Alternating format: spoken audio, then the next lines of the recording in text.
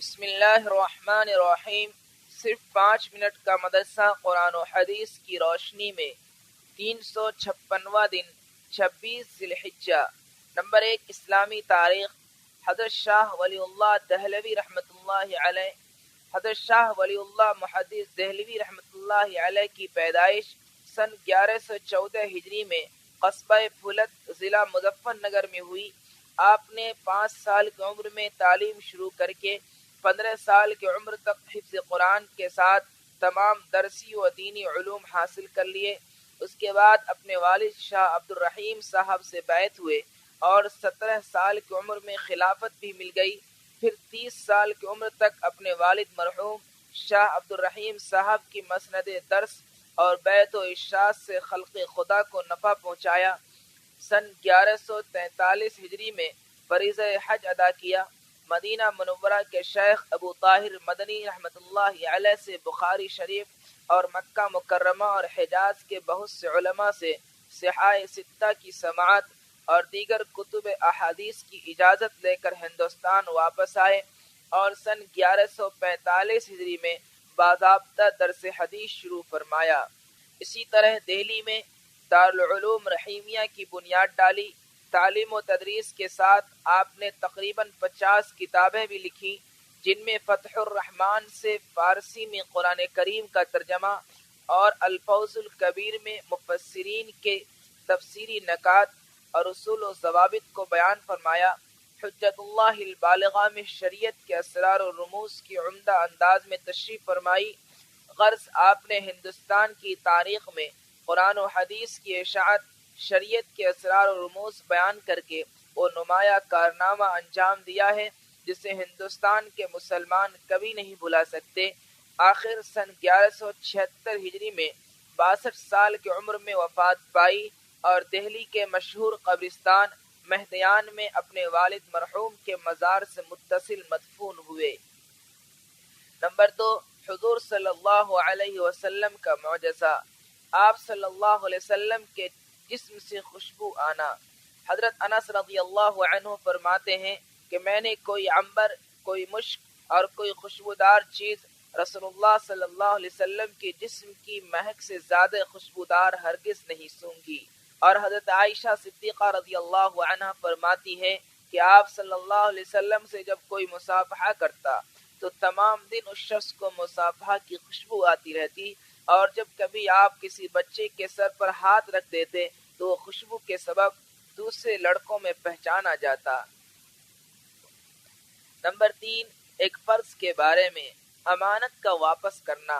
قرآن میں اللہ تعالیٰ فرماتا ہے، اللہ تعالیٰ تم کو حکم دیتا ہے کہ جن کی امانتیں ہیں ان کو لوٹا دو۔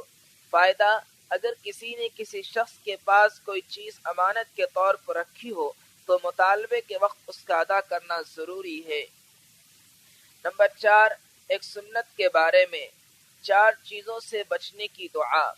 رسول اللہ صلی اللہ علیہ وسلم یہ دعا فرماتے تھے، اللہم انی اعوذ بک من قلب لا یخشع ومن دعاء لا یسمع ومن نفس لا تشبع ومن علم لا ينفع اعوذ بک من ہؤلاء الاربع۔ ترجمہ، اے اللہ، میں نہ ڈرنے والے دل، قبول نہ ہونے والی دعا، سیر نہ ہونے والے نفس اور نفع نہ پہنچانے والے علم سے تیری پناہ چاہتا ہوں۔ اے اللہ، میں ان 4 چیزوں سے تیری پناہ لیتا ہوں۔ نمبر 5، ایک اہم عمل کی فضیلت، ثواب کی نیت سے اذان دینا۔ رسول اللہ صلی اللہ علیہ وسلم نے فرمایا، جو شخص 7 سال ثواب کی نیت سے اذان دے تو اس کے لیے جہنم سے خلاصی لکھ دی جاتی ہے۔ نمبر 6، ایک گناہ کے بارے میں، اولاد کا قتل گناہ کبیرہ ہے۔ قرآن میں اللہ تعالیٰ فرماتا ہے، غربت کے ڈر سے اپنی اولاد کو قتل نہ کرو، ہم تم کو بھی رزق دیتے ہیں اور ان کو بھی۔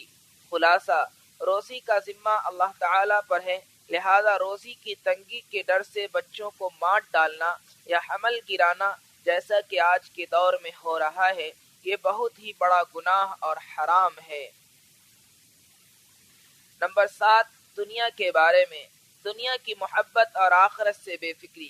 قرآن میں اللہ تعالیٰ فرماتا ہے، یہ لوگ دنیا سے محبت رکھتے ہیں اور اپنے آگے آنے والے ایک بھاری دن کو چھوڑ بیٹھے ہیں، یعنی دنیا کی محبت نے ایسا اندھا کر رکھا ہے کہ قیامت کے دن کی نہ تو کوئی فکر ہے اور نہ ہی کوئی تیاری ہے، حالانکہ دنیا میں آنے کا مقصد ہی آخرت کے لیے تیاری کرنا ہے۔ نمبر 8، آخرت کے بارے میں ایمان والوں کا جہنم سے نکلنا۔ رسول اللہ صلی اللہ علیہ وسلم نے فرمایا، اللہ تعالی قیامت کے دن ان فرشتوں کو جو دوزخ پر مقرر ہوں گے حکم دے گا کہ جس نے مجھے کبھی یاد کیا یا کسی موقع پر جو بندہ مجھ سے ڈرا اس کو دوزخ سے نکال دیا جائے۔ نمبر 9، طب نبوی سے علاج، کھجور سے علاج۔ رسول اللہ صلی اللہ علیہ وسلم نے فرمایا، زچگی کی حالت میں تم اپنی عورتوں کو تر کھجوریں کھلاؤ اور اگر وہ نہ ملے تو سوکھی کھجوریں کھلاؤ۔ فائدہ، بچے کی پیدائش کے بعد کھجور کھانے سے عورت کے جسم کا فاسد خون نکل جاتا ہے اور بدن کی کمزوری ختم ہو جاتی ہے۔ نمبر 10، نبی صلی اللہ علیہ وسلم کی نصیحت۔ رسول اللہ صلی اللہ علیہ وسلم نے فرمایا، برے ساتھی کے پاس بیٹھنے سے تنہائی بہتر ہے اور اچھے ساتھی کے پاس بیٹھنا تنہائی سے بہتر ہے۔ نیک بات زبان سے نکالنا خاموشی سے بہتر ہے اور خاموش رہنا بری بات زبان سے نکالنے سے بہتر ہے۔